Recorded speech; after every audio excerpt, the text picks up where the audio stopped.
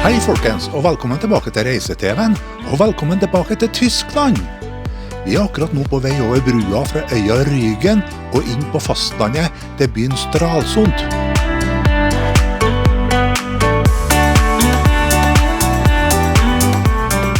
Vi skal forsøke å finne oss en ledig plass på byens sentrumsnære bobilparkering. For nesten en uke siden så var det fullt her, og da måtte vi kjøre videre. Men denne gangen var det en ledig plass for oss.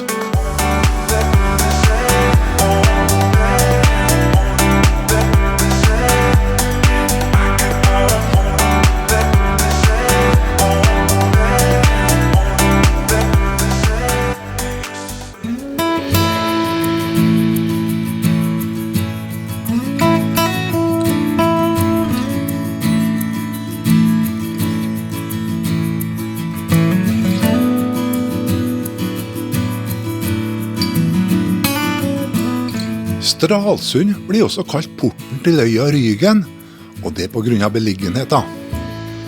Og så var byen faktisk svensk, helt fram til 1814. Gamle byen er oppført på UNESCOs verdensarvliste, og her finner vi flere teglsteinsbygninger som er fra Hansa-tida.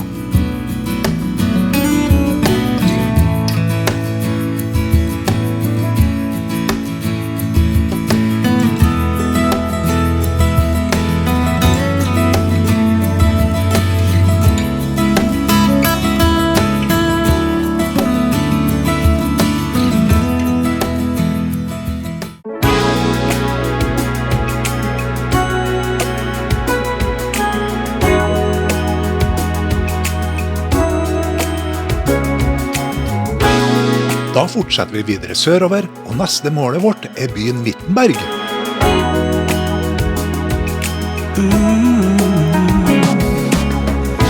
Days of romantic prose and lilac wine. Nights out under the sky, watching stars align. Days of making sweet honey, Melissa lemon balm. Nights as warm as your breath on my chest, so calm. Now baby, let the summer breeze carry us away.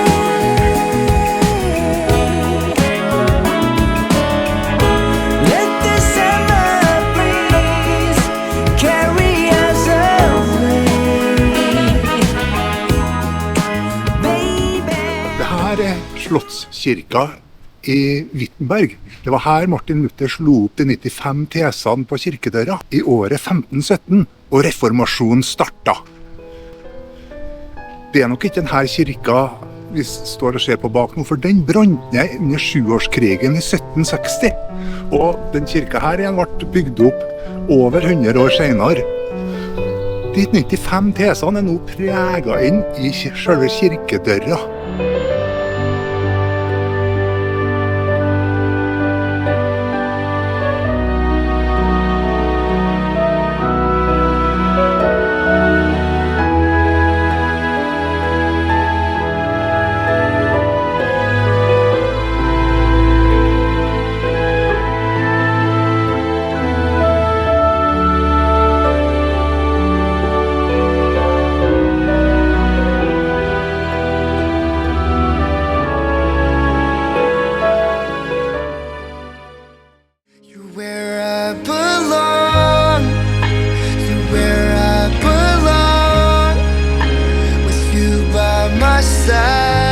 Like the rain is gone, I'm holding on like the sun in the sky, like the stars in the night.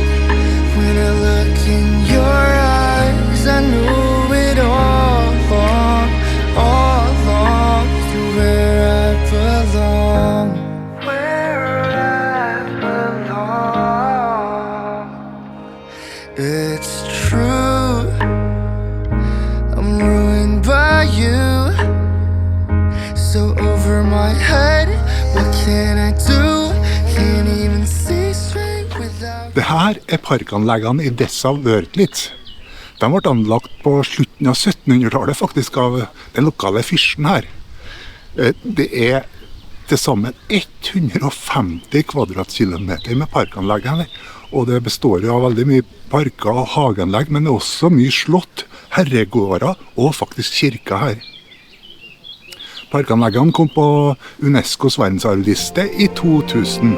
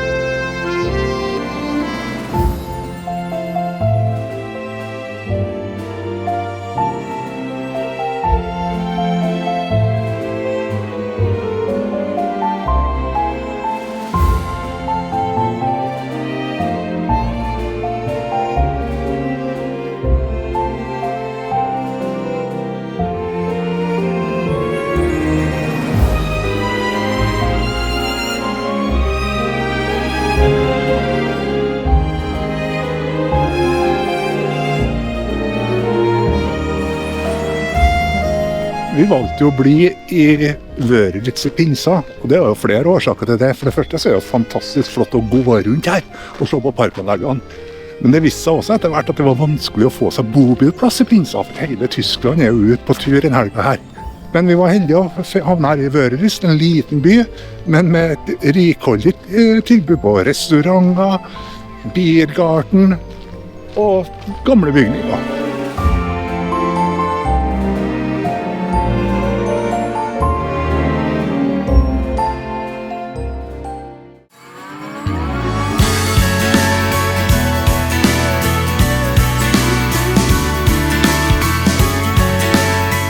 Som dere ser av GPS-en, så er vi nå på vei til byen Dresden, som er hovedstad i den tyske delstaten Sachsen.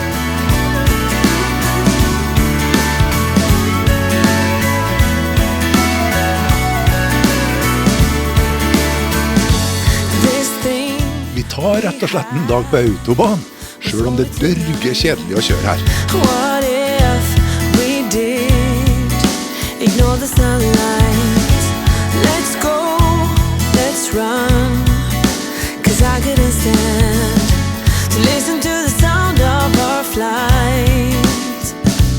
Ooh, there's no reason to fight this pain. Sailing stormy rivers, I can feel you shiver. What if this could last forever? Babe, you got me on my knees. It's never wrong when you stand close by me, and I'll be right by your side.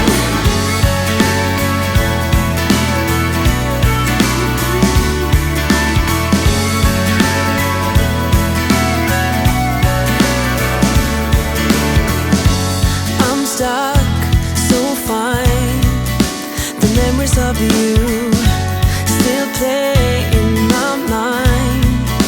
I gotta get through this ache keeps grinding. Da har vi parkert i Dresden. Det er jo faktisk en by på størrelse med litt mindre enn Oslo. 550 000 innbyggere har vi lest til. Og vi står nokså sentralt her akkurat nå. Vi står faktisk i gangavstand til gamlebyen. Og der skal vi tilbringe ettermiddagen.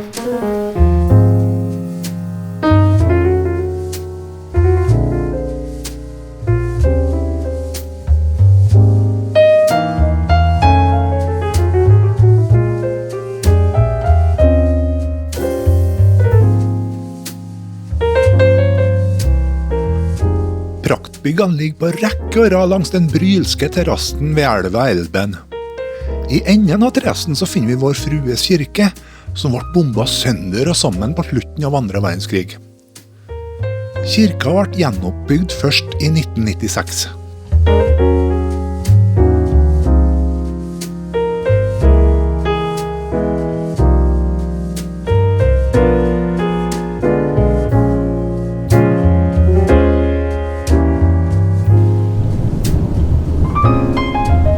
Utpå ettermiddagen så kom det et ordentlig tordenvær over byen.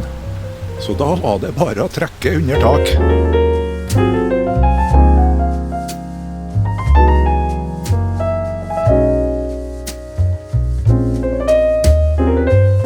Men sola kom tilbake den, slik at vi fikk en flott avslutning på vår byvandring i Dresden.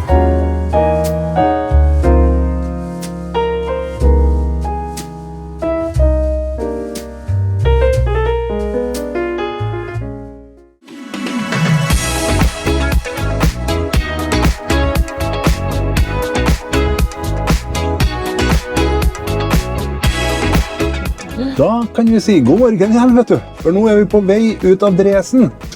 Og det er jo litt trafikk i byen i dag, for det er tirsdags morgen, men det er faktisk tirsdag etter pinse.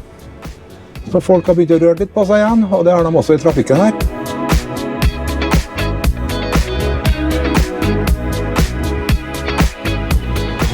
I dag skal vi på fjellvandring. Skal til en plass som heter Bastøybrygge. Bastøybua? Ja. Nei, nå har jeg kjørt feil da. For det er noen som skal inn til høyre her, og det skal ikke jeg. Hvis du rører på deg, du foran meg, så kommer jeg foran for kjørt. Kan du ikke røre litt på deg? Vær så snill. Vær så snill. Gjør frem dit. Den er lite trafikkert for øyeblikket. Jeg ser det. Jeg ser det. Og bil overalt her.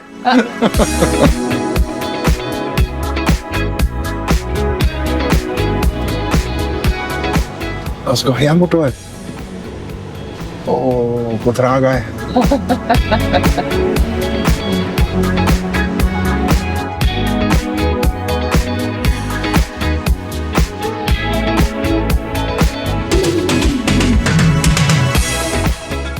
Ja, det er et virvar her i en annen verden. Ja. Ja, om 28 kilometer så ser du det er litt stopp i trafikken. Der er det 5 minutter forsinkelse.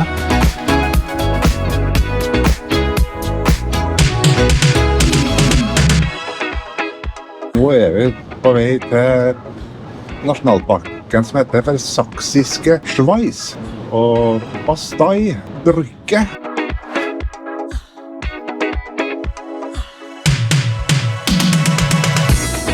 Og nå ser vi at det er litt kø på autobahn, og det her bekrefter jo bare det vi har sagt alltid. Ja. Autobahn kan se litt kjapp ut den, men det er faktisk så mye kø og stillestående trafikk her, at det er til tider veldig tregt. Ja, så ser du også at lastebilene kom på veien igjen da. Nå er de på veien og har okkupert høyrefeltet her.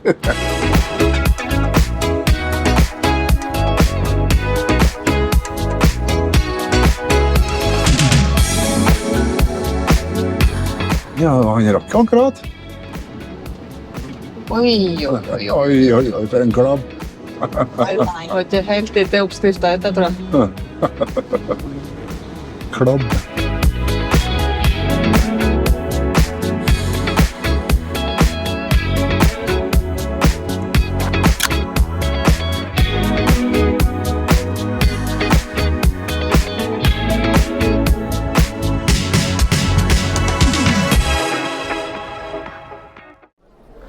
Nasjonalparken Sächsische Schweiz ble en litt annerledes opplevelse enn vi har sett for oss. Sandstenbrua Bastei Brücke ble bygd i 1851, og hovedformålet med denne brua var at turister og andre besøkende skulle ha en enkel adkomst til å beskue de unike klippene som ligger her ved elva Elben. Dette har altså vært en turistattraksjon i over 200 år, og det merket vi allerede ved ankomsten. Vi måtte parkere 3 kilometer fra inngangen og ble frakta videre med buss, før vi traff på en horde med turister som ville ta naturfenomenene i nærmere øyesyn. You want it tonight, my heart and soul. You gotta please me just right to get to my mind, make me feel fine. Don't wanna slow you down. You gotta hold on. Don't wanna hold you back. Hear my needs. Don't wanna slow you down. Better hold on. På tross av trengselen så ble vi veldig fascinert av landskapet og utsikten fra de unike utkikksplattformene her. That spark inside, yeah. Better know where to strive to earn my pride, make me feel alive. And I got to know that your heart is true. And I neste episode drar vi på slottsbesøk i Bayern. Så heng med, så får du se hva som skjer. Endelig var det is. Deilig.